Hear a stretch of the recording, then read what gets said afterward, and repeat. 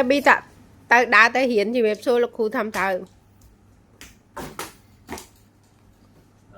mà hiện tại là mình coi chụp điệp xua mà còn ta mà coi cho chụp điệp xua bây cho hiện ghi điệp xua thôi mà honey Honey. honey Honey. Bây giờ ba bây giờ. mà anh đây mà anh ta điên muốn vì theo anh nghe con này mà lại tay cho biển nữa nè con này hiện những cái biển nữa nè ta tự kê ban nó cụ tự kê hết hiện nó hiện thì thầm thời thì mở nè strawberry nè elephant Strawberry elephant. nè elephant có elephant đó ủa nào coi ngồi trên chợ hàng cụ elephant nào nè san nó hot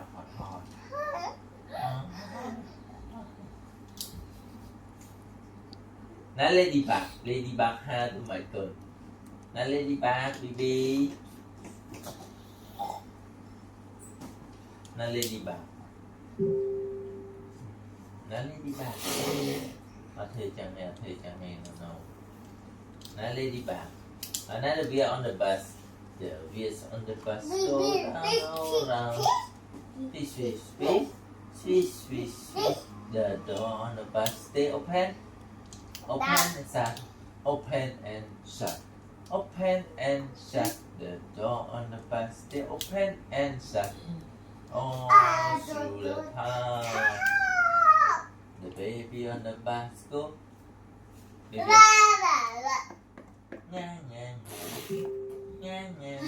the baby on the bus so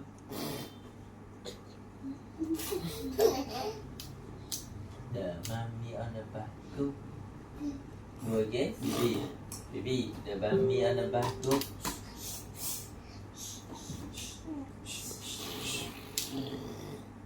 mẹ nó tiếp tục mà tao bắt bị chảy chưa ôi lục Ba vô quát tóc bự. mà đa mau vinh mở thôi bị đa thể chương tiếp mình mở tiêu bạc bạc đang đi tiêu bạc bạc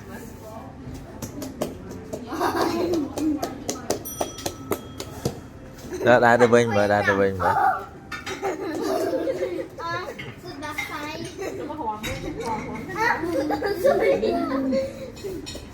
Mà cô đẩy say kìa. Cô đẩy. biết sợ bãi Mơ nước mơ. Mơ mơ. bà mở ung bắt à Mơ phu nước mơ. Mơ phu nước mơ. nào không chuyện mà còn thì đá cái bọn là gì Không rồi được mua. thì tích cô tích Ngại giặt mặt gì giặt cọ nhá. trả lời mới bị ở tất cả nghe theo với trả lời mẹ baby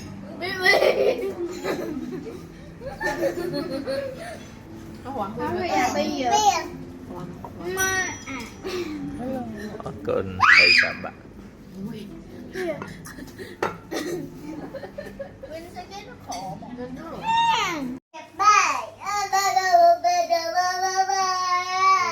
bỏ là đâu đây red cupcake nào red cupcake ôi mà con sơn nè Caesar đẹp sơn